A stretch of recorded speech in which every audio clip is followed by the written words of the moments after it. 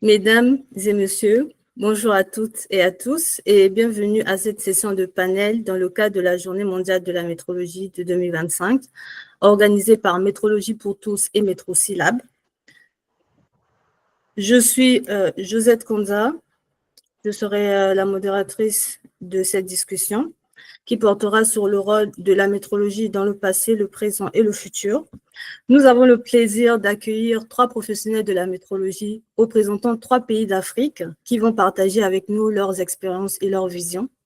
Depuis le Bénin, M. Fulbert Aotondi Begon, responsable technique du laboratoire d'étalonnage des masses et chef service métrologie à l'Agence nationale de métrologie du Bénin.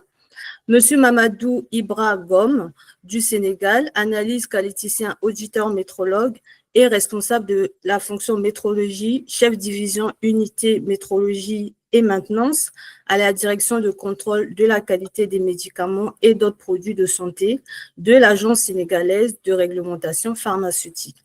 Et enfin, M. Varnel Prince Nyambi de la République du Congo, responsable de projet métrologie et consultant.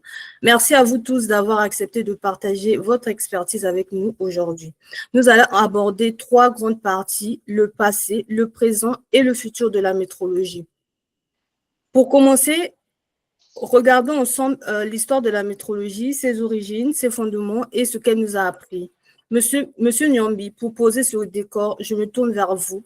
Pouvez-vous nous rappeler comment est née la métrologie et quels ont été les événements historiques majeurs qui ont structuré cette discipline? Merci beaucoup, modératrice, pour la parole accordée.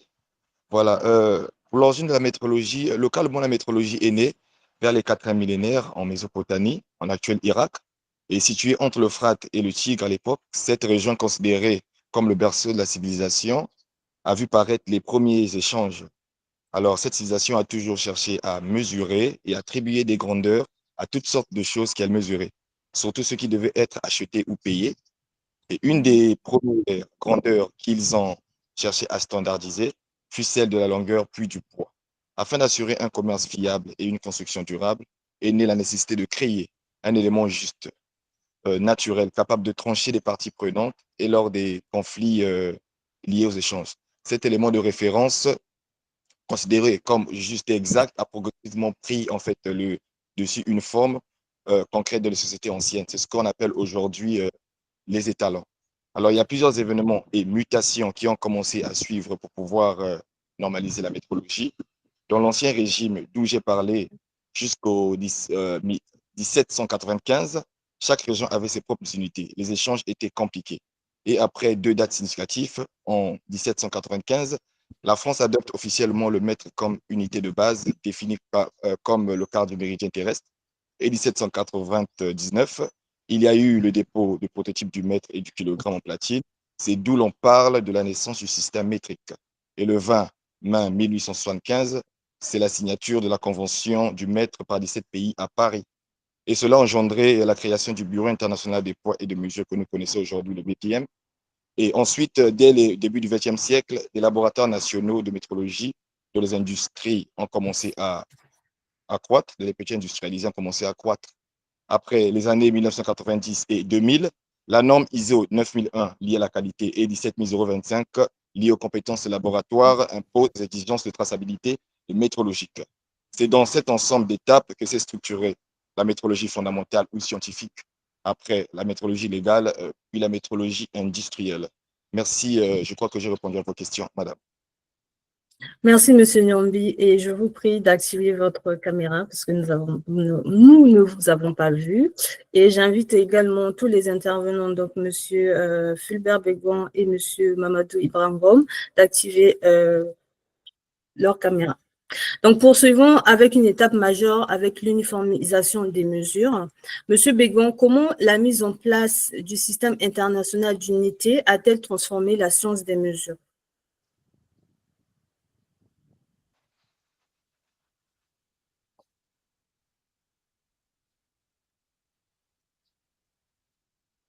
Monsieur Begon?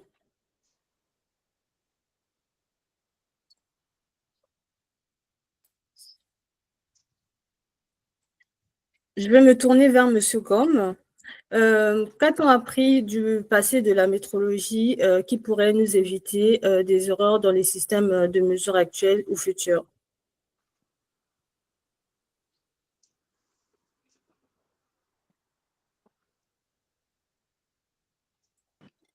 Est-ce que mes intervenants sont bien présents?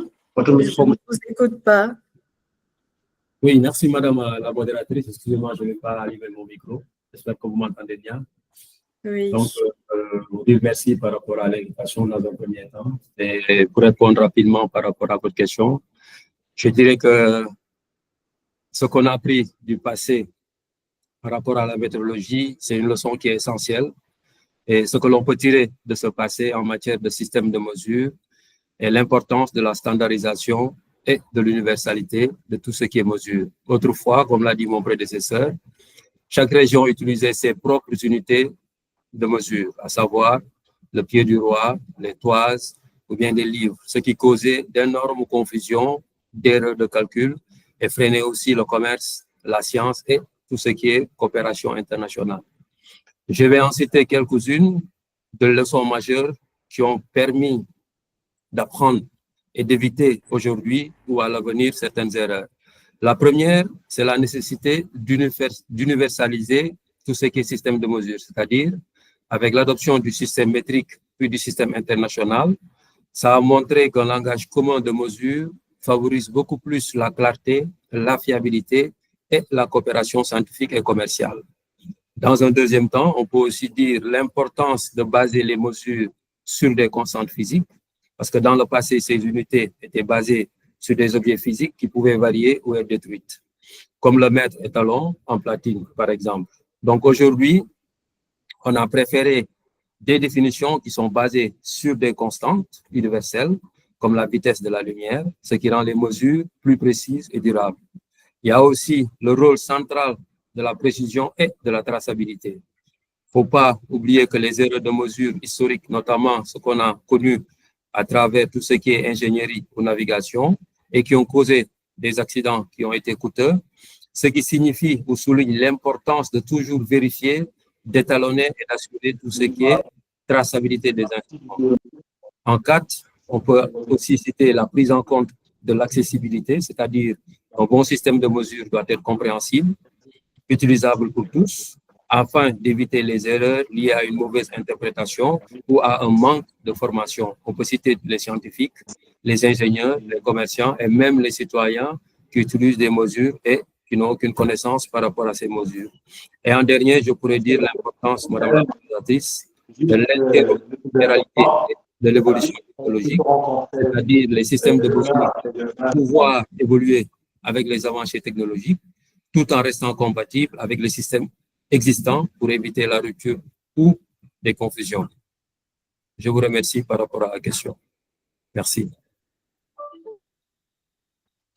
Merci, Monsieur Gomme. Monsieur Bégon, comment la mise en place du système international d'unité a-t-elle transformé la science des mesures?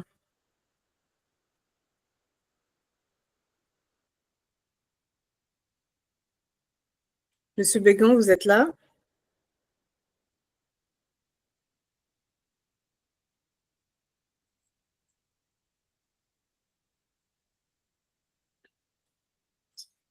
Nous allons poursuivre.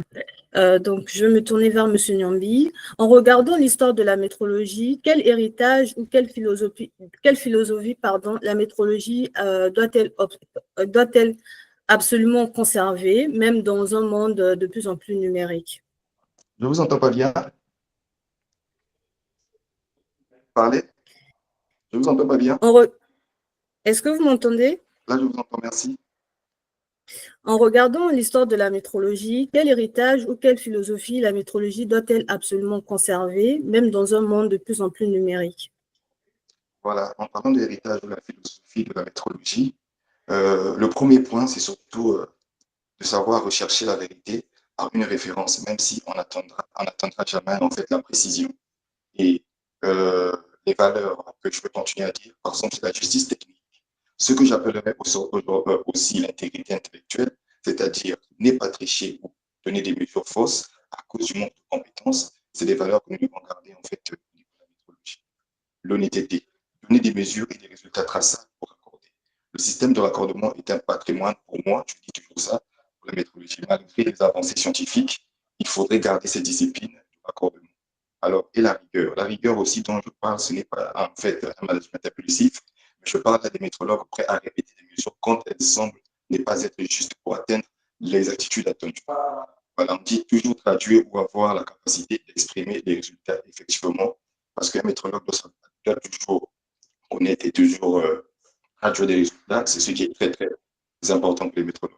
Et ne jamais oublier que la capacité à traduire aussi les résultats propose de la capacité à aussi bien comprendre l'expression du vide. Et enfin, à savoir bien mesurer, c'est prendre une bonne décision. Je dis toujours que pour moi, avant de décider, il faut bien mesurer. Du coup, ce sont les valeurs ou la philosophie que les métrologues doivent garder malgré le monde numérique qu'on atteindra. Merci. Merci, Monsieur Nyambi. Donc, pour récapituler ce que nous avons parlé dans la première partie, donc il y a eu plusieurs événements concernant la métrologie, notamment donc la convention du maître le 20 mai 1875, qui a conduit donc à la création du BIPM, donc Bureau international des points et mesures. Et également, suite à cela, donc ils ont décidé donc de mettre le 20 mai donc à cette date pour célébrer l'Organisation mondiale de la métrologie. Et nous avons également donc poursuivi donc avec tout ce qui sera système international d'unité de mesure, parce qu'à l'époque, donc avant, il y avait des étalons primaires et après, on a décidé d'uniformiser ce système pour que cela soit cohérent pour tout le monde. Et donc, pour terminer, ce que nous pouvons retenir de ce que nous a appris la métrologie, c'est que la métrologie est vraiment présente dans notre quotidien et donc c'est très important. Donc, nous allons poursuivre avec la métrologie dans le présent pour mieux comprendre les défis et les réalités actuelles de la métrologie. Je vais me tourner vers M. Bégon. Comment décriviez-vous l'importance de la métrologie dans notre société d'aujourd'hui? Monsieur Bégon, je vous laisse la parole.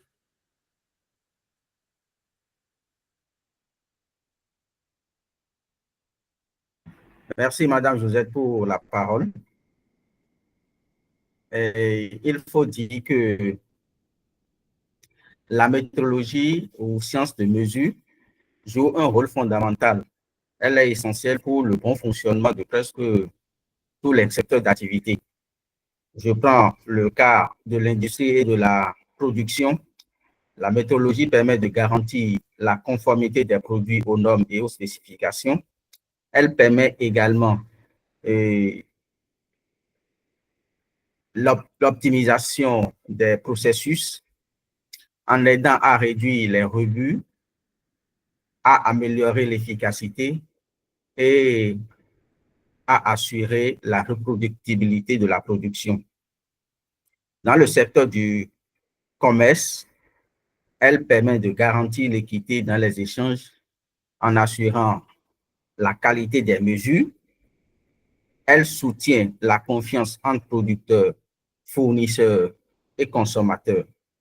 Dans le domaine de la santé, par exemple, la métrologie médicale permet la précision des diagnostics et des traitements. Elle contribue à la sécurité des patients et à la qualité des soins. Pour la sécurité et la protection de l'environnement, elle est utilisée pour avoir des données fiables sur, par exemple, le niveau de pollution, le niveau de bruit, le niveau de radiation, la qualité de l'eau, la qualité de l'air. Donc, ces données précises servent de base aux politiques environnementales et à la gestion des risques. Dans la recherche scientifique et l'innovation, les découvertes scientifiques dépendent d'une métrologie de plus en plus fine. Elle soutient les travaux de recherche fondamentale. Voilà En résumé, je pourrais dire que la métrologie est un pilier incontournable. Donc, elle est omniprésente dans notre vie quotidienne en assurant la confiance dans les mesures, en facilitant les échanges internationaux, en garantissant la qualité des produits et services et en soutenant l'innovation et la sécurité dans tous les domaines. Merci. Merci, M. Bégon. Restons sur cette idée avec M. Gom. Pourquoi, malgré l'importance de la métrologie, elle reste encore méconnue du grand public? Merci, Madame la modératrice, pour la question. Donc, comme l'a dit notre étalon primaire international, pour ne pas y revenir, la métrologie, bien qu'essentielle dans de nombreux domaines, reste méconnue du grand public pour plusieurs raisons. La première, la nature discrète de cette fonction. La métrologie opère souvent en coulisses. Elle se concentre sur des mesures précises et fiables et sur des résultats sont intégrés dans des produits ou services finis sans que le public voit ou comprenne le rôle crucial de la mesure. Ça, c'est la première chose. La deuxième, c'est la complexité du domaine, puisque la métrologie repose pratiquement sur le concept scientifique, c'est-à-dire sur tout ce qui est technique qui est complexe. On peut citer tout ce qui est calcul de l'incertitude, on peut parler de la traçabilité météorologique, on peut aussi parler de tout ce qui est étalonnage, ce qui peut rendre difficile à vulgariser et à intégrer dans les discours publics ou médiatiques, on peut dire. En trois aussi, on peut citer l'absence dans l'éducation dans le cadre général, c'est-à-dire la météorologie, elle est rarement abordée dans l'enseignement général, elle est juste enseignée principalement dans les filières techniques ou scientifiques, ce qui limite sa diffusion et aussi à un public qui est spécialisé. Il y a aussi peu de communication institutionnelle, c'est-à-dire les organismes de la météorologie comme le BIPM ou les laboratoires nationaux ne bénéficient pas tant de visibilité médiatique que d'autres instituts scientifiques ou techniques. Et en dernier, on pourra dire aussi le manque de spectacle. Contrairement à d'autres domaines scientifiques, la météorologie n'a pas de grands événements à part la Journée mondiale de la météorologie que nous connaissons ou de figures emblématiques connues du grand public. Donc, en résumé, je peux dire que la météorologie est un pilier qui est discret, mais fondamental, comme l'a dit mon prédécesseur, dans notre société, puisqu'elle rend possible la confiance dans les chiffres, les échanges, la sécurité et tout ce qui est progrès technologique. Merci, Madame la modératrice. Merci pour cet éclairage. Revenons à M. Bégon. Pourquoi est-il essentiel de sensibiliser le public et les décideurs à l'importance de la métrologie? Pour répondre à cette question, je dirais que sans la métrologie, il serait impossible d'assurer que les mesures effectuées dans un pays ou dans un secteur d'activité soient comparables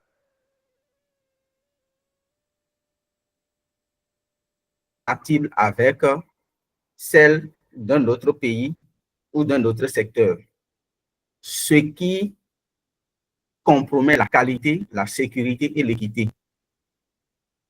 Il faut pouvoir démontrer à nos décideurs que la métrologie soutient l'économie et le commerce en réduisant les barrières techniques au commerce, en facilitant l'exportation, en évitant les litiges commerciaux.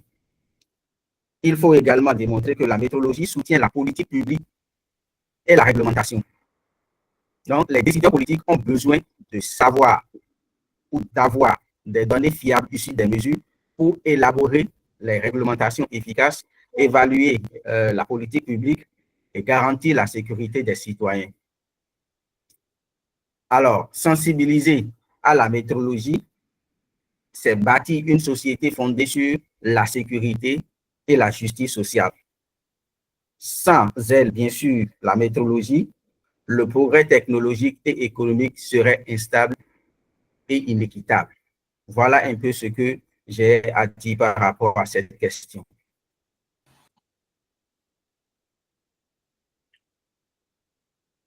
Voyons maintenant les défis professionnels. Monsieur Nyambi, quels sont selon vous les défis majeurs auxquels les métrologues sont confrontés actuellement? Merci pour la parole accordée. Concernant les défis majeurs pour lesquels les métrologues sont confrontés actuellement, je le dis toujours souvent, c'est le lieu où les métrologues y résident. Par exemple, la source du problème vient du pays. Tant que le pays auquel ils sont ne prend pas conscience de la métrologie, ils seront en confrontation perpétuelle. Et si les métrologues ne font pas leur part, donc ne communiquent pas assez en sollicitant les responsables chargés de l'expansion et de l'avancement économique dans un État, dans un pays, ça sera très, très compliqué. Je peux aussi vous citer par exemple au moins 5 pays qui en ont fait de la métrologie leur propriété et qui est devenu un outil économique et géopolitique. Par exemple, en Allemagne, ils sont devenus des grands fabricants avec des instruments de mesure et l'exportation aussi. Aux États-Unis, ils utilisent la métrologie comme un outil géopolitique pour contrôler et défendre ses intérêts dans le monde où sont forcément utilisés, par exemple, une force militaire, mais ils les utilisent. Par rapport à la Chine aussi. Monsieur Nyambi, désolé de vous couper, on ne vous entend pas très bien. Est-ce que vous pouvez arranger votre micro, s'il vous plaît? Vous m'entendez bien? Oui, là, ça va mieux, merci. D'accord. Je peux continuer par avec la Chine. Il va de le même principe toujours. Donc, ils renforcent leur commerce international grâce à la métrologie. La France, avec la création du LNE, par exemple, a vu voir le jour les laboratoires. On peut aller aussi de le même exemple, même au Maroc, avec la création aussi d'un organisme CEMAC qui a permis à ce que les laboratoires puissent se multiplier. Et donc, les laboratoires qui étaient informels, par exemple, de notre pays deviennent formels grâce à la prise de la conscience de l'État. Après, nous avons aussi, par exemple, le Japon qui en a fait de la métrologie comme de avec la précision. Donc, la naissance des laboratoires et des stratégies commerciales de d'autres pays sont nées à cause des États où ont pu y résider, par exemple, et la prise de considération de la métrologie. C'est-à-dire qu'une fois que l'État prend en considération la métrologie, et une fois qu'ils écrivent les laboratoires, je crois que les métrologues ne seront plus dans une confrontation. Merci beaucoup.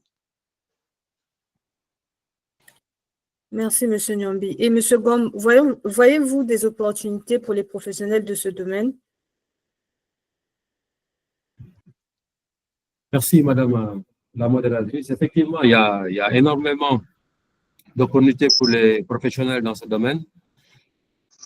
Si on prend l'exemple dans le domaine de la méthodologie, surtout dans ce contexte 4.0, ou bien de la numérisation des processus et de la recherche de la qualité et de tout ce qui est traçabilité accrue, on peut citer quelques opportunités qui soient particulièrement présentes, à savoir dans le domaine de l'industrie ou bien dans le domaine de la production. Pour tout ce qui est contrôle qualité, les entreprises industrielles ont besoin de métrologues pour garantir la conformité des pièces et l'assurance qualité des résultats de mesure. Dans le domaine de la métrologie 3D et sans contact aussi, nous voyons que la croissance de la demande en scanner en 3D en topographie industrielle est très élevée, d'où l'importance de calibrer, d'étalonner en permanence tout ce qui est équipement de mesure, voire matériaux de référence. Et il y a aussi un besoin constant de techniciens et d'ingénieurs pour assurer tout ce qui est précision de tous ces instruments. En deux, il y a tout ce qui est numérisation et automatisation. Il y a le développement d'outils logiciels de traitement de données météorologiques de plus en plus prisés. Il y a aussi l'intégration de la météorologie dans les lignes de production automatisées en temps réel. En trois, on peut encore citer tous les laboratoires d'essai et d'accréditation, voire de certification, qui utilisent des résultats de mesure axés sur la conformité des résultats et bien sûr des produits et des services, ont besoin des expertises par rapport à la fonction météorologique. En quatre, on peut citer aussi dans le domaine de la recherche et de l'innovation, tout ce qui est travaux avec les nouvelles méthodes de mesure, c'est-à-dire les capteurs avancés, les instituts de mesure, etc. Donc, il y a aussi tout ce qui est participation à des projets de recherche et de développement, en collaboration, bien sûr, avec des centres techniques et des universités. Et en dernier, on peut parler de tout ce qui est consulting, on va dire, c'est-à-dire accompagnement ou bien de formation des entreprises dans la mise en place d'une méthodologie fiable et aussi, en dernier, la formation des opérateurs et ingénieurs en bonne pratique de mesure. Merci pour la parole. Merci, M. Gouin. Nous avons bien compris les enjeux de la métrologie, les défis actuels auxquels la métrologie est confrontée et également les opportunités pour les professionnels du domaine. Terminons cette partie pour la jeunesse. Monsieur Bégon, comment pourrions-nous encourager les étudiants à voir la métrologie comme un domaine clé pour l'innovation? Merci pour cette question très importante. Il faut pouvoir démontrer aux étudiants que la métrologie impacte tous les secteurs, le secteur industriel, le secteur de la santé, le secteur de l'énergie et autres. Faire comprendre que sans la métrologie et sans les mesures fiables, il n'y a ni qualité, ni sécurité, ni progrès. Deuxièmement, il faut organiser des ateliers interactifs et les visites des laboratoires de métrologie. Ensuite, faire intervenir les métrologues par des témoignages soulignant les opportunités de carrière et les évolutions des besoins dans le domaine. Ensuite, il faut valoriser la dimension scientifique et technologique en présentant la métrologie comme un moteur de l'innovation scientifique. Également, encourager les étudiants dans les filières industrielles à traiter des sujets de métrologie appliqués à l'industrie dans leur projet de fin d'études. Voilà un peu les axes que nous pouvons explorer pour convaincre cette frange de la population que la métrologie est un domaine clé pour l'innovation dans tout autre domaine. Merci, M. Bégon. Merci, Madame la modératrice. Terminons avec l'avenir de la métrologie à l'ère de la digitalisation et l'innovation technologique. Monsieur Gom, si vous deviez décrire la métrologie de demain, quels changements majeurs voyez-vous apparaître?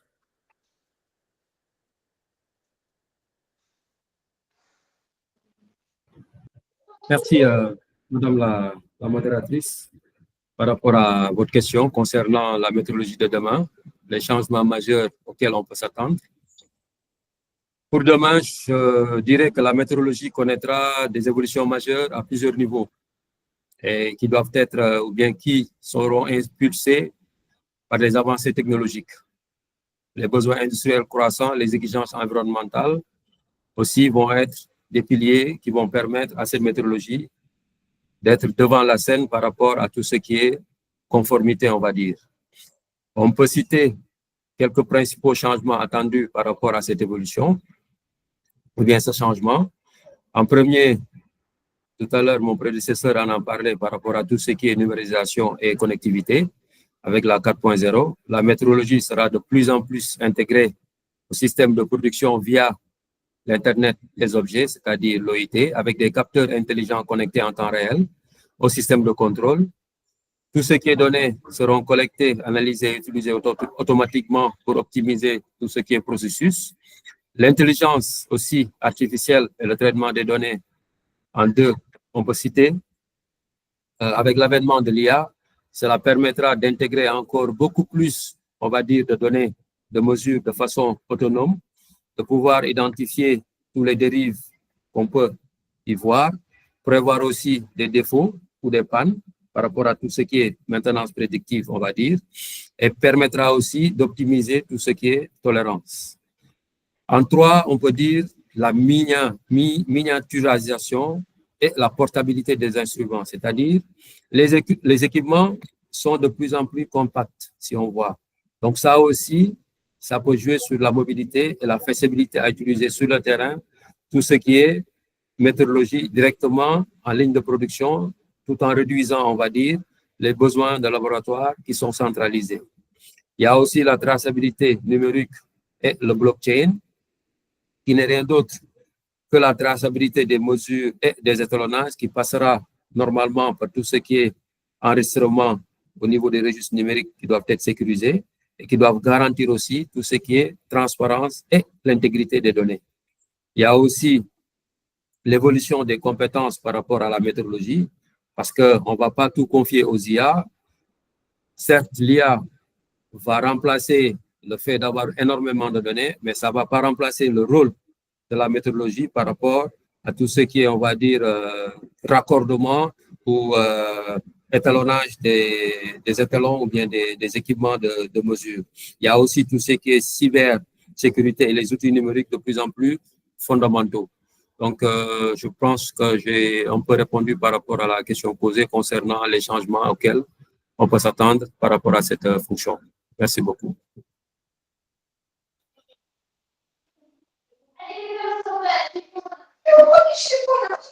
Merci, M. Gom. M. Nyambi, comment voyez-vous la métrologie, comment voyez-vous l'évolution des technologies et leurs impacts sur la métrologie dans les années à venir? Merci, Madame la modératrice, pour la parole accordée. Par exemple, concernant l'évolution, d'abord, la digitalisation est en train de transformer les pratiques aujourd'hui. Les instruments de mesure deviennent en fait de plus en plus connectés et permettant même des étalonnages à distance, une traçabilité automatique des données et une meilleure gestion des incertitudes. Donc, c'est déjà quelque chose qui est très important dans l'avenir. Et aujourd'hui, on le voit avec ce genre de matériel que j'ai personnellement utilisé, le matériel Andros Razer, et il y a le matériel aussi Bimex, et le matériel aussi Yokawa avec la connexion ART, ou encore, voilà, si on veut, ça c'est une technique plutôt avec un système électronique encore embarqué. Voilà, donc du coup, avec l'intelligence artificielle aussi, comme les prédécesseurs en parlaient tout à l'heure, et la vision en fait de la métrologie 4.0 est en train aussi de pouvoir déjà prendre de l'ampleur aujourd'hui. Je crois que les choses seront un peu plus stables dans les années à venir. Et concernant aussi intégrer des logiciels qui permettront en fait que le matériel que nous avons utilisé qui sera en fait un peu plus précis et le matériel que nous avons utilisé puisse respecter toujours les procédures et encore ce qu'on appelle par les moyens pour pouvoir réussir nos mesures. C'est dans ce sens que je suis en train de voir la métrologie dans l'avenir. Merci beaucoup pour la parole accordée. D'accord, M. Nyambi. Et dans la continuité, de quelles compétences les métrologues auront-ils besoin pour faire face aux évolutions technologiques à venir? Les compétences qu'ils auront besoin, j'aimerais parler en fait de connaissances d'abord avant d'arriver aux compétences parce que s'ils peuvent faire des connaissances, des compétences, mais s'ils n'ont pas de connaissances, ça serait compliqué. Voilà, surtout sur le côté avec, ils doivent avoir les prérequis ou encore les bases au niveau de la mathématique, de la physique, pour pouvoir avoir des compétences liées à ce que attendra en fait le besoin de là où ils iront faire des prestations ou encore travailler. Et donc de ce côté aussi, ils doivent aussi connaître en fait l'outil informatique qui est aujourd'hui très intéressant, qui est lié à la métrologie aujourd'hui avec l'IA. L'IA sera reliée avec un ordinateur, avec un processeur et avec un objet de connexion. Donc du coup, je peux dire, les compétences que les métrologues auront besoin, c'est du côté des statistiques aussi, quand j'ai parlé des mathématiques, de la physique aussi, et puis aussi de quelques méthodes de mesure que la métrologie est en train d'imposer aujourd'hui. Merci beaucoup pour la parole accordée. Je crois que j'ai répondu à vos questions. Merci. Monsieur Begon, à votre avis, comment la digitalisation va-t-elle transformer les méthodes de mesure actuelles et le métier même du métrologue dans les années à venir? Merci pour votre question. Et je vais répondre à cette question en deux étapes. La première étape est comment la digitalisation va transformer les méthodes de mesure. Et d'entrée, je voudrais dire que la digitalisation va profondément transformer le système de mesurage, aussi bien sur le plan technologique organisationnel. Nous pouvons noter l'automatisation du système de mesure qui va permettre l'acquisition automatique des données par des capteurs intelligents, la transmission des données dans des systèmes centralisés pour traitement et l'intégration au système de production pour une réaction immédiate en cas de non-conformité. En deux, je pourrais parler de l'amélioration de la précision et de la traçabilité. Par la réduction des erreurs humaines, les enregistrements seront automatiques, les données seront horodatées, géolocalisées et stockées dans des bases de données sécurisées. Nous jouirons d'une traçabilité complète du moins, qui va offrir la possibilité de retracer l'historique de chaque mesure.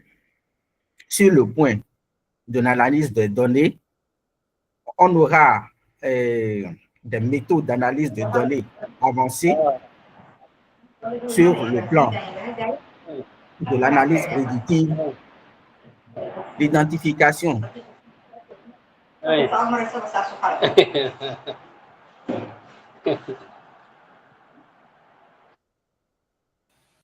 Monsieur Bégon, est-ce que vous pouvez réactiver votre micro?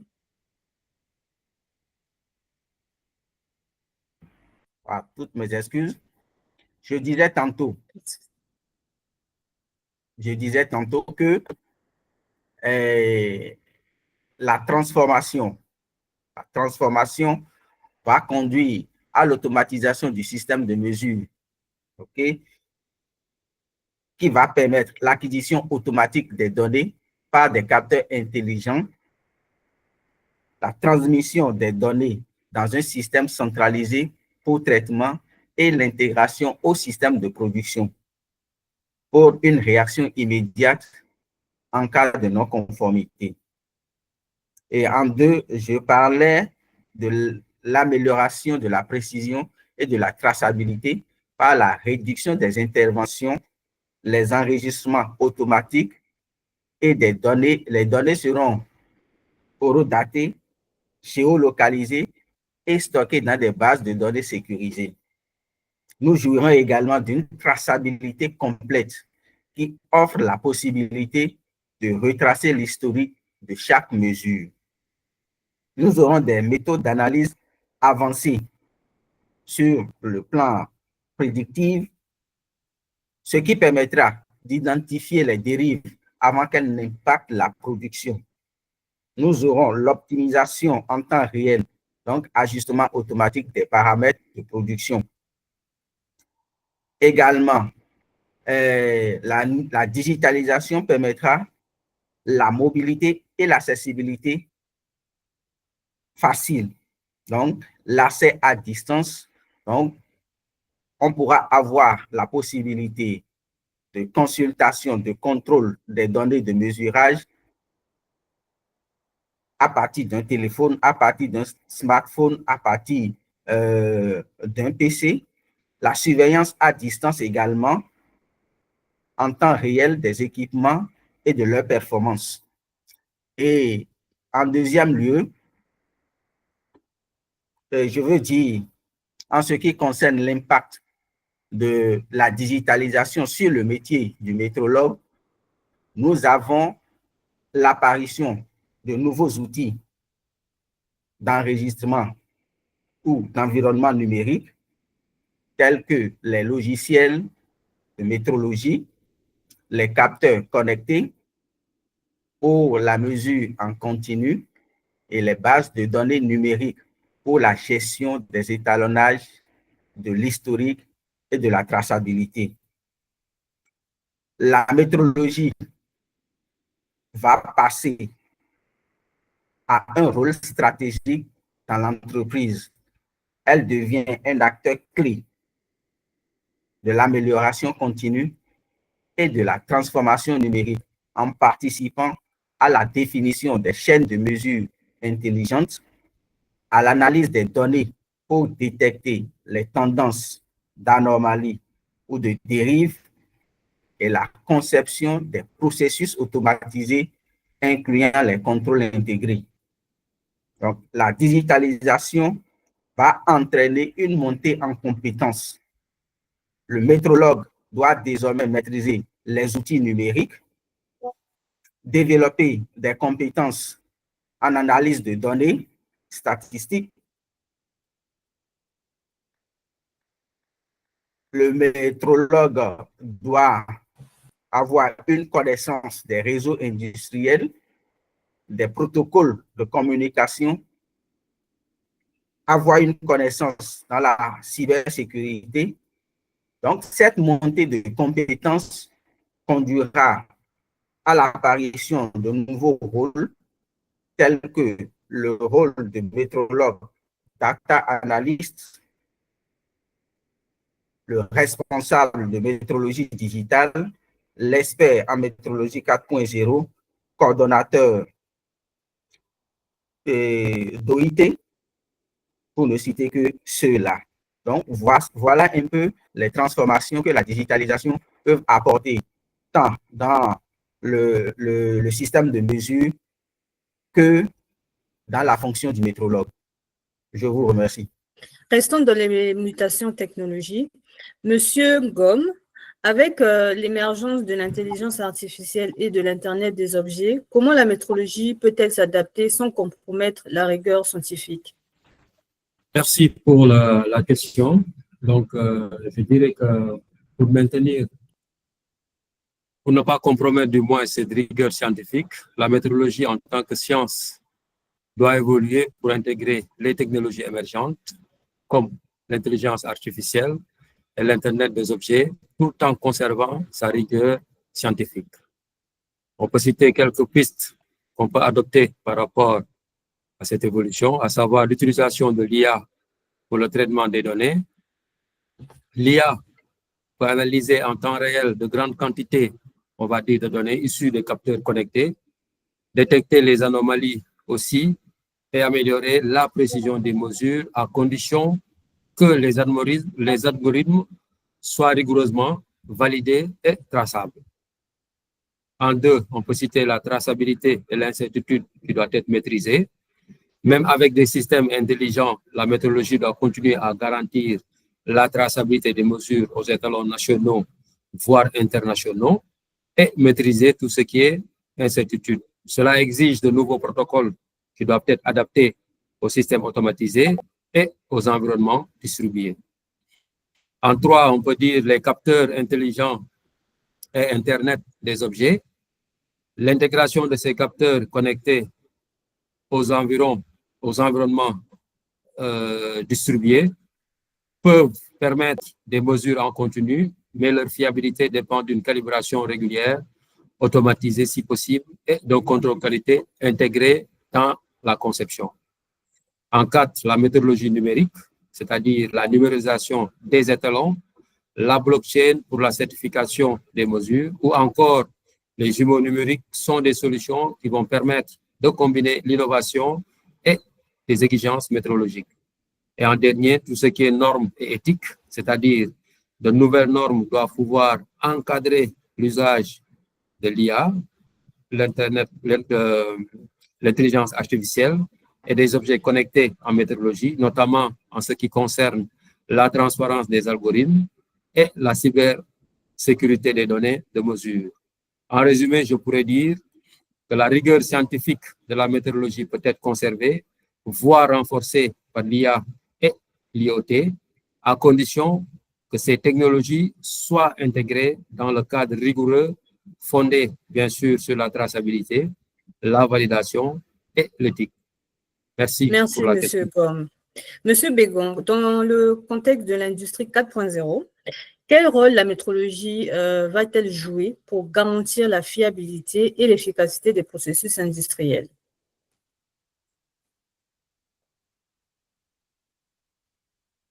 L'émergence de l'industrie 4.0, la métrologie joue un rôle central pour garantir la fiabilité, la précision et l'efficacité des processus industriels. Donc, voici les principales contributions de la métrologie dans ce contexte. En un, elle va permettre d'assurer la qualité des données. En deux, d'optimiser les processus de production. En trois, d'assurer l'interopérabilité des systèmes. En cinq, renforcer la cybersécurité des données de mesure. En conclusion, je pourrais dire, dans l'industrie 4.0, la métrologie passe d'un rôle de support à un rôle stratégique. Elle devient le socle de la qualité, de la connectivité, de la confiance dans les systèmes industriels intelligents. Voilà ce que je peux répondre par rapport à cette question. Et enfin, donc, une dernière question pour conclure cette discussion. Monsieur Gomme, selon vous, quels sont les moyens les plus efficaces pour rester à jour face à la rapide évolution des technologies en métrologie, avec tout ce qu'on a entendu, l'intelligence artificielle, les internets des objets, des capteurs connectés? Je vous laisse la parole.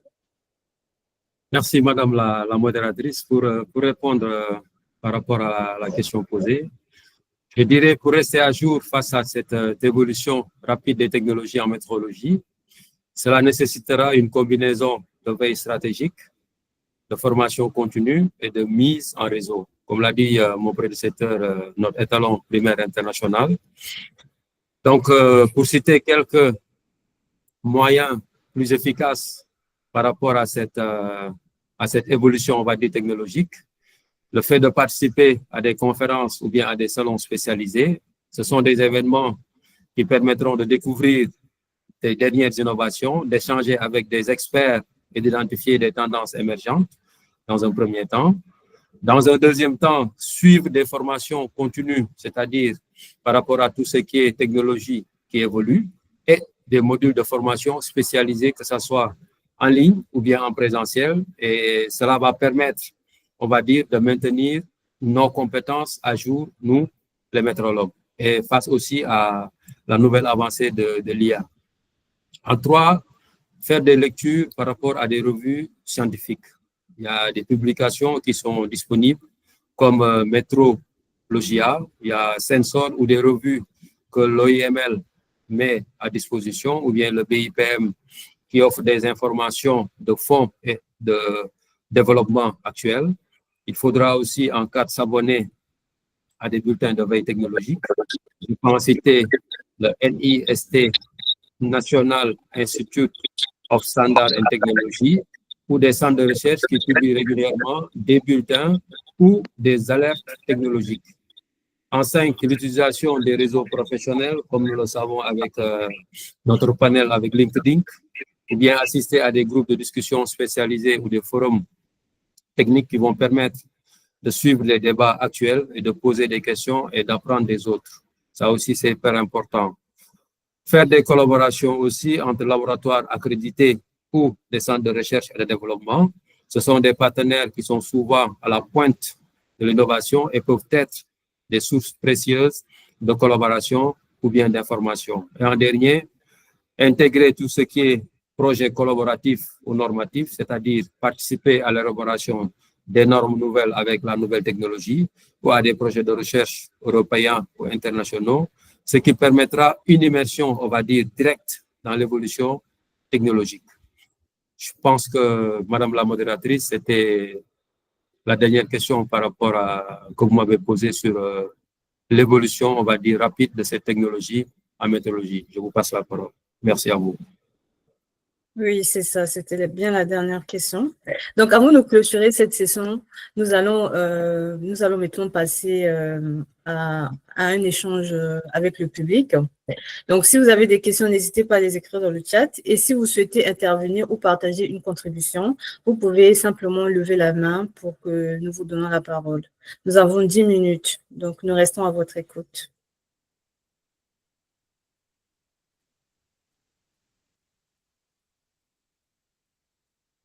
Alors.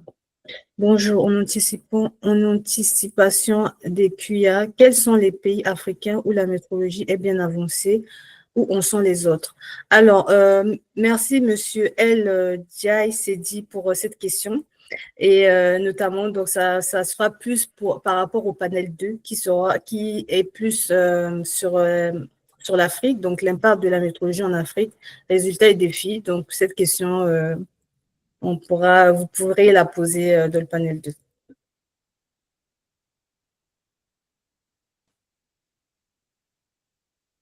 Alors, il y a la contribution de M. Cablon-Bouclot.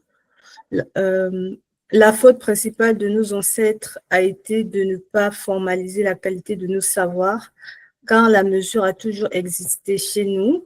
Il est temps que les métrologues africains s'appuient sur l'IA pour formaliser les process de qualité de nos savoirs traditionnels. N'hésitez pas à poser vos questions. Je laisse la parole à M. Ahmed. Bonjour à tous.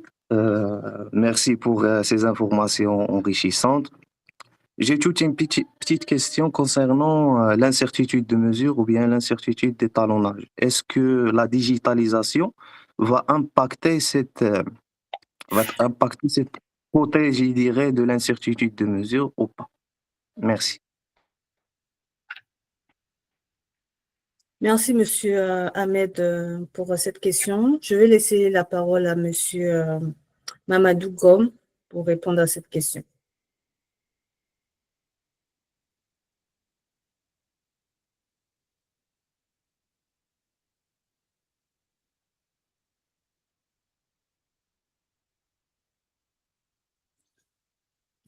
Monsieur Bégon, vous pouvez répondre à cette question parce que M. Mamadou, je pense qu'il s'est déconnecté.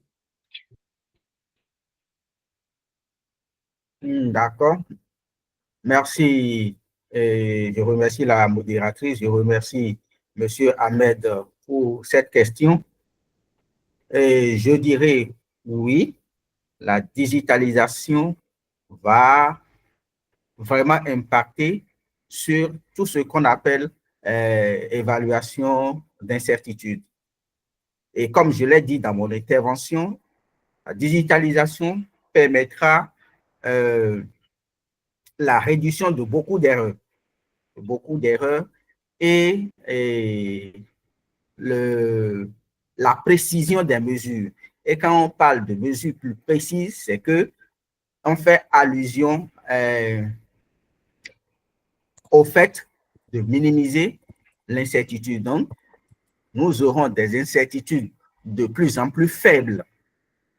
Nous aurons des incertitudes de plus en plus faibles, étant donné que la digitalisation va permettre des mesures automatiques, des transferts de données automatiques, des analyses automatiques. La conséquence directe est que nos mesures seront de plus en plus précises. Voilà l'apport de réponse que j'ai à apporter par rapport à cette question-là.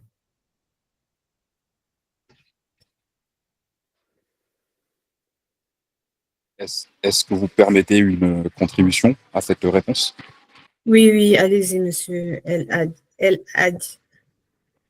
Merci beaucoup. Je me pose la question par rapport à cette intervention-là, enfin à cette question-là, de savoir est-ce que c'est l'automatisation qui va faire que les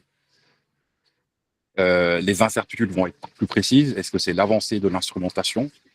Ou est-ce que la méthode va rester la même? Ce qui va changer, c'est le nombre de points et le nombre d'éléments de mesure à analyser. Donc, ce que nous amène le big data, qui peut améliorer ou pas les incertitudes ou faire que nos mesures sont plus fiables. C'est une question ouverte. Hein. Est-ce que c'est la digitalisation en elle-même ou est-ce que le rôle du métrologue dans cette digitalisation-là va être encore plus prépondérante parce qu'on a besoin d'elle, de ce métrologue-là, pour s'assurer que ce que font les informaticiens, les algorithmes qui sont utilisés, respectent les règles de métrologie, ce qui a été créé ou en tout cas suivi depuis 150 ans ou plus maintenant.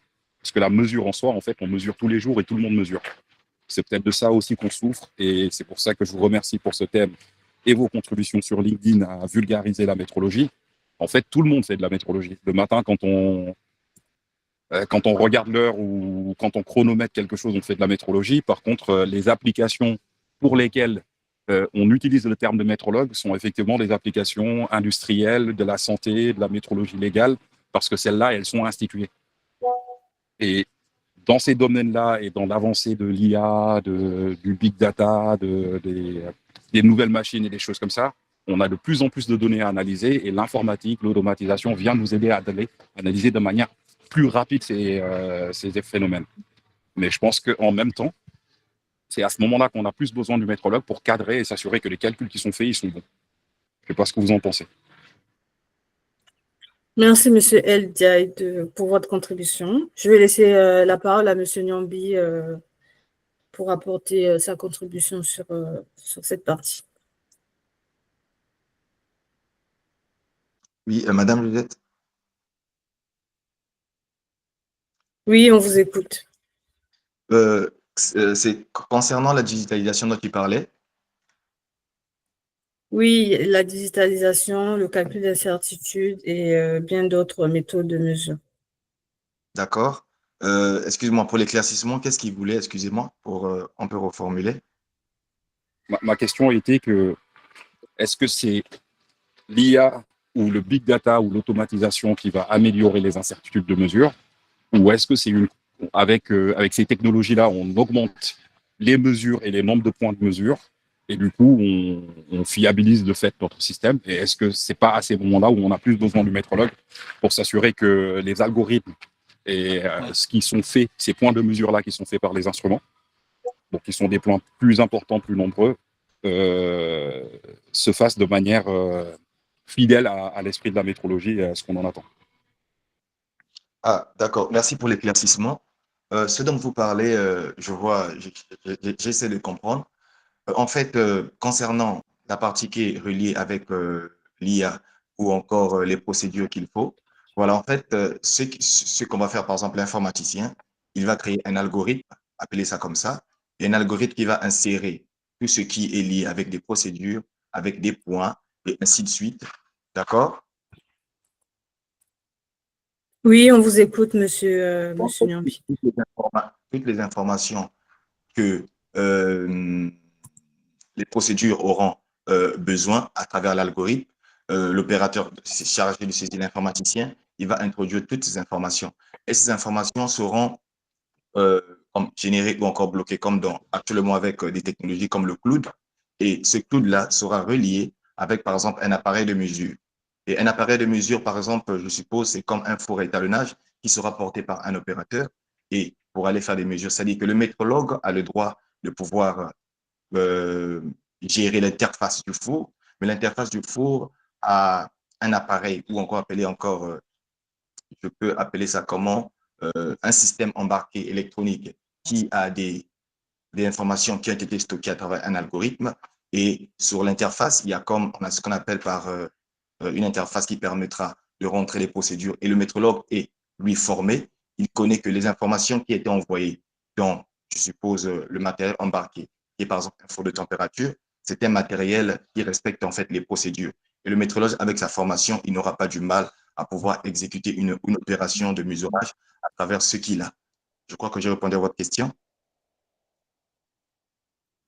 Oui, merci. Oui, merci. Est-ce que je peux laisser la parole à monsieur Jean-Michel Pou pour apporter sa contribution par rapport à cette question?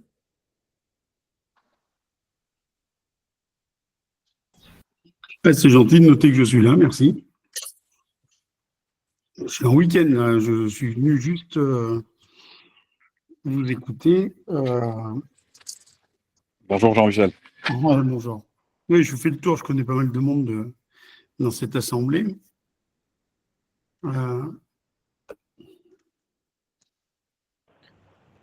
C'est pas l'IA qui va améliorer le rôle du métrologue ou les incertitudes de mesure. À mon avis, c'est l'IA à travers les nouveaux outils qu'elle propose pour comprendre les phénomènes qu'on observe. Je développerai après si nécessaire. Qui va imposer au métrologue de faire enfin son travail. Autrement dit, et pour l'expérience que j'ai en France, je connais beaucoup de gens d'entre vous, mais je n'ai pas toutes les pratiques africaines en tête et tout le contexte. Mais par principe, j'adore l'idée de pouvoir aider l'Afrique. J'aime beaucoup l'Afrique.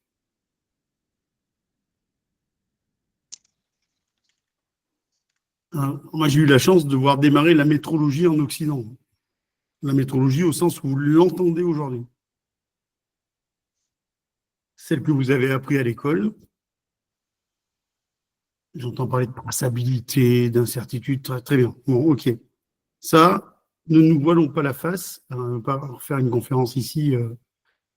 Merci de me donner la parole. Je suis touché. En fait, la métrologie telle qu'on la pratique aujourd'hui, telle qu'elle la considère aujourd'hui, c'est né avec l'ISO 9000 dans les années 90. Je vais être clair, c'est de la merde. On a fait n'importe quoi depuis 30 ans. Ce n'est pas l'objet. On s'est trompé. On a fait n'importe quoi.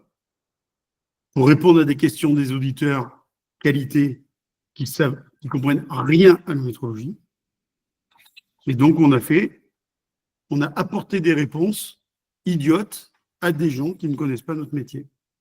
Ça, je pense, c'est encore le cas aujourd'hui, hein.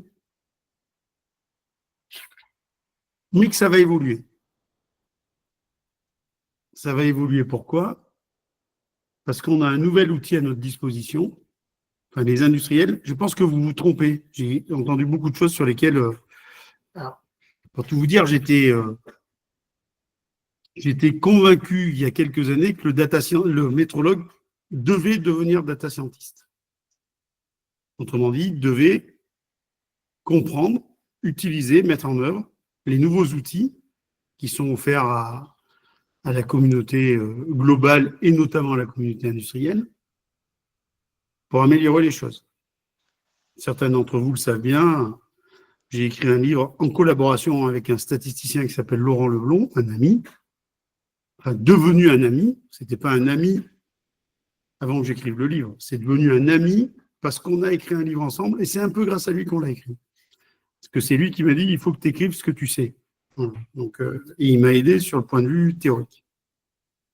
Et moi, j'étais convaincu que le métrologue devait devenir data scientist. Mais ne vous trompez pas. Vous êtes des métrologues. Ce n'est pas le même métier qu'un data scientist. En revanche, le métrologue, c'est lui qui fournit les informations qui vont être traitées par le data scientist. Aujourd'hui, il n'y a pas un métrologue, en tout cas que je connaisse moi, notamment en France, mais ailleurs, qui se revendique responsable de production dans un site industriel. Le métrologue, il participe à l'obtention de la qualité requise ou attendue par le client. Mais il participe, il ne peut pas tout faire. Moi, j'ai été chef j'ai été chef d'entreprise, je ne sais pas tout faire. Je ne sais pas tout faire. J'ai des gens qui savent faire du marketing, j'ai des gens qui savent faire de la comptabilité, j'ai des gens qui savent faire des trucs. Moi, mon métier, c'était calculer les incertitudes de mesure, mais je ne sais pas tout faire. Le métrologue, il ne peut pas se revendiquer de toutes les casquettes. C'est impossible. C'est trop compliqué. Voilà. Produire des données, c'est pas la même chose qu'analyser des données. C'est pas la même compétence, c'est pas la même philosophie, c'est pas le même objectif. Mais on est une équipe. C'est comme une équipe de foot. Pas forcément le foot. Mais le gardien, il n'a pas le même rôle que l'avant-centre. Voilà. Pourtant, il y a une équipe qui doit marquer des buts et gagner. Et pour que l'équipe gagne, il faut qu'il y ait un gardien et il faut qu'il y ait un avant-centre qui marque des buts. Voilà. Bon, après, il y en a d'autres qui marquent des buts et il y a des arrières qui font le rôle du gardien. Donc, en fait, le métrologue, il va participer de cette équipe. Il n'est pas l'équipe. C'est impossible. Je peux vous dire, aujourd'hui, on travaille chez Deltamu sur un algorithme d'intelligence augmentée. Ben, c'est pas moi qui fais. Moi, je suis métrologue. Je comprends rien à ce qu'il fait le data scientist que j'ai embauché. Par contre, lui, ce que je sais, c'est qu'il attend de moi des données qui soient représentatives de la réalité. Parce que lui, son métier, c'est d'exploiter ces données pour comprendre, pour faire des modèles qui expliquent comment des fois les pièces sont conformes et des fois elles sont non conformes. Et moi, mon rôle, c'est pas d'expliquer pourquoi des fois les pièces sont conformes ou non conformes. Chacun son métier, c'est impossible de tout savoir faire. Mon rôle, c'est de lui produire des informations, ça a été dit tout à l'heure, qui soient le plus proche possible de la vérité. Or, vous êtes métrologue et vous savez donc que toute mesure est fausse. Et le data scientist, lui, il ne veut pas des mesures fausses, garbage in. Si je lui donne de la merde, garbage out, lui, il va produire de la merde. Donc le data scientist, il attend de nous qu'on lui produise des données fiables, le plus proche possible de la réalité qu'elles sont censées quantifier. C'est ça le rôle du métrologue. Je l'ai écrit il n'y a pas si longtemps sur LinkedIn. Je vous renvoie à la première version ou aux 2 premières versions de l'ISO 9001. Donc l'ISO 9000. Elle disait, pour la métrologie, les incertitudes de mesure, c'était ça l'entête de chapitre, sont connues et compatibles avec l'aptitude requise en matière de mesurage. C'était ça l'exigence. Et bien, le data scientist, il dit juste, donne-moi des données compatibles avec le besoin que j'ai pour écrire un modèle. Elle est toujours vraie, cette exigence-là. Alors, on l'a transformée au fil des années parce que les auditeurs qualité ne comprennent rien. Et donc, du coup, ce n'est pas des métrologues, c'est normal. On ne peut pas leur demander d'être métrologue. Et donc, du coup, on l'a transformé en « il faut au moins que les instruments soient traçables ». J'ai entendu parler de traçabilité tout à l'heure en vous écoutant. Mais moi, j'ai été pendant longtemps, j'ai été technicien d'étalonnage, responsable technique d'un laboratoire d'étalonnage, directeur d'un laboratoire d'étalonnage, responsable d'accréditation, directeur général du numéro 2 français des étalonnages. D'accord ? Ce n'est pas les laboratoires d'étalonnage qui raccordent les instruments de mesure. Je vous le dis. Ce n'est pas nous qui raccordons les instruments de mesure à l'étalon national. Celui qui raccorde les instruments de mesure aux étalons internationaux, tout à l'heure j'ai entendu voir international, il n'y a pas de voir. La seule chose qui compte, c'est quand on parle d'un mètre, d'une seconde, d'un kilogramme ou d'un ampère, on parle tous de la même chose. Il n'y a pas un ampère africain, un ampère asiatique, un ampère américain et un ampère européen. D'accord ? Le BIPM, il a défini l'ampère. Il est partout pareil dans le monde. Donc, il n'y a pas de voir international. La traçabilité, elle doit être organisée au niveau international. Le commerce aujourd'hui, il est international. On a tous les mêmes unités. On n'a pas tous les mêmes langages, on n'a pas tous les mêmes monnaies, on n'a pas tous les mêmes règles, mais on a tous, et vous devez être fiers, vous les métrologues, on a tous les mêmes unités de mesure. Même les Américains qui parlent en inch, en pouces, vous le savez, l'inch ou le pouce, ce ne sont que des subdivisions non décimales du mètre. Leur unité de référence, c'est le mètre. On est le seul domaine dans lequel on parle tous la même langue. Un mètre, c'est un mètre partout sur la planète. 1 kilogramme, c'est 1 kilogramme partout sur la planète. Un ampère, c'est un ampère partout sur la planète. Et cette fameuse traçabilité, ce n'est pas les métrologues qui la garantissent, enfin qui l'assurent, qui la réalisent. En tout cas, malheureusement, pas aujourd'hui. Ce sont les fabricants d'instruments de mesure. Nous, métrologues, on ne fait aujourd'hui, quand on parle d'étalonnage, que constater que le fabricant d'instruments de mesure a bien ou pas bien fait son travail. Celui qui raccorde les instruments de mesure aux unités internationales, c'est le fabricant. C'est son travail. Nous, quand on parle d'étalonnage, on ne fait que constater si le fabricant a bien fait son travail. Voilà. Et pourquoi on veut constater qu'il a bien fait son travail ? Parce que nous, métrologues, quand on va produire, quand on va participer à la production d'une mesure industrielle, qu'elle soit échantillonnée toutes les secondes ou qu'elle soit faite tous les ans, peu importe, il faut que cette mesure ait quelque chose à voir avec ce qu'elle était censée quantifier. Et pour que cette mesure ait quelque chose à voir avec ce qu'elle était censée quantifier, si je mesure le diamètre d'un bouchon de stylo, je souhaite quantifier le diamètre d'un bouchon de stylo. C'est ça mon objectif. Donc, pour que la mesure que je fais du diamètre du bouchon de stylo ait quelque chose à voir avec la réalité du bouchon de stylo, alors bien sûr, il faut que l'instrument de mesure que j'utilise ne soit pas déconnant, mais il faut aussi que l'opérateur qui va faire la mesure ne soit pas déconnant. Il faut aussi que les conditions environnementales autour de la mesure ne soient pas déconnantes. Et il faut aussi que la méthode de mesure que je vais mettre en œuvre ne soit pas déconnante. En gros, pour que ma voiture freine, il ne suffit pas que les plaquettes de frein soient bonnes. Parce que si j'ai les pneus lisses et que je roule sur une route boueuse et que le pilote ne sait pas où est la pédale de frein, je ne vais pas freiner. Donc notre rôle à nous, métrologues, et c'était bien écrit dans l'ISO 9000, ça a été malheureusement transformé par des gens qui ne connaissent pas notre métier. Et je peux vous dire, j'ai discuté avec assez d'auditeurs pour comprendre qu'ils ne comprennent rien à ce qu'on fait. Rien. Jean-Michel, je suis désolée. Comme on a 2 panels, le temps il est écoulé et on va laisser... Donc, pour simplement conclure, l'IA, elle va apporter des choses dans notre métier comme elle va en apporter dans tous les métiers, mais surtout, elle va nous imposer de faire enfin notre métier. C'est ça qu'il faut que vous compreniez.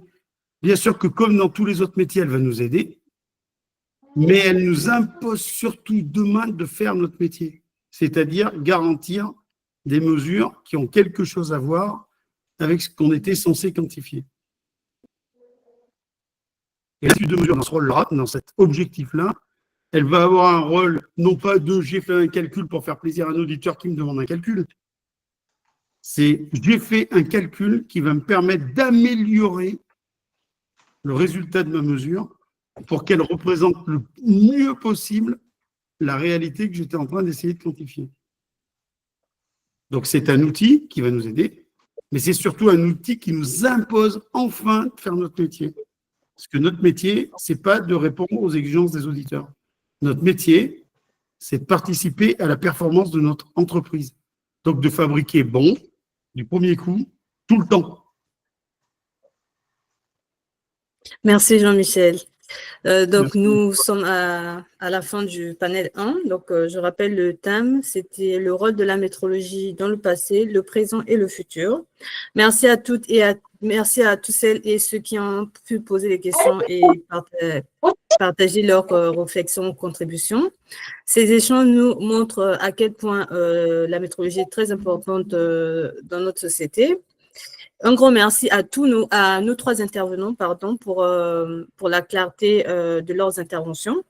Grâce à vous, nous avons pu comprendre les enjeux actuels de la métrologie et bien d'autres. Nous avons vu ensemble comment la métrologie a évolué au fur des années et aussi les compétences à acquérir pour les métrologues. Ce panel nous a permis de voir que la métrologie n'est pas juste une simple science de la mesure, comme Jean-Michel Poul a dit, et donc elle est vraiment un pilier essentiel dans notre quotidien, pour notre économie et aussi pour notre avenir. Merci aussi à tous les participants, et donc je vais laisser la parole à Monsieur Ahmed Ouattara, car il est le modérateur du panel 2. Monsieur Ouattara, je vous passe la main.